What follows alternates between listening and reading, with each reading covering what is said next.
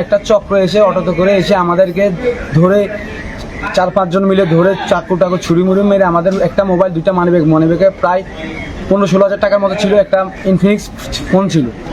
ওরা আমাদেরকে মারধর করে এগুলো নিয়ে গেছে। নিয়ে যাওয়ার পরে আমরা এখানে 2-1 জন লোককে বলছি, আপনার প্রশাসনের কাছে যান, টুরিস্ট পুলিশ আছে, তারপরে সদর থানা আছে। তো আমরা ওদের কথা মতো আমরা প্রথমত টুরিস্ট পুলিশের এখানে যাই। সব কিছু বিস্তারিত খুলে বলার পরে ওনারা আমাদেরকে বলে এগুলা তো পাওয়া যায় না, বা 100%-এর ভিতরে 1%ও পাওয়া যায় না, এগুলা এটি না পাওয়ার সম্ভাবনা বেশি, আমরা এগুলো পারবো না, তোমরা একটু সদর থানা যাও। মানে ওনাদের কাছে কোনো রেসপন্স পাইনি। আমরা তারপর সদর থানায় গেছি, সদর থানায় সেম একই কাহিনী। কিন্তু আমি ওদের কাছে মানে থানার যাওয়ার আগে আমি 999 ফোনও দিছিলাম। ফোন দেওয়ার পরে এমনি কথা তোমরা থানায় অভিযোগ করো। থানায় গেছিলাম, অভিযোগ করার পরে ওনারা আমাদের একটা নাম্বার দিছি, আমরা ওই নাম্বারটায় ফোন দিছি, রিটার্ন ফোন দিছি। আর উনি আমাদের বলে আমার কলাতলে একটা সমস্যা আছে, আমি এখানে আসতে পারবো না, তোমরা আমার ডিউটি 8টা পর্যন্ত, 8টার পরে যে আসবে ওনাকে ফোন দিও।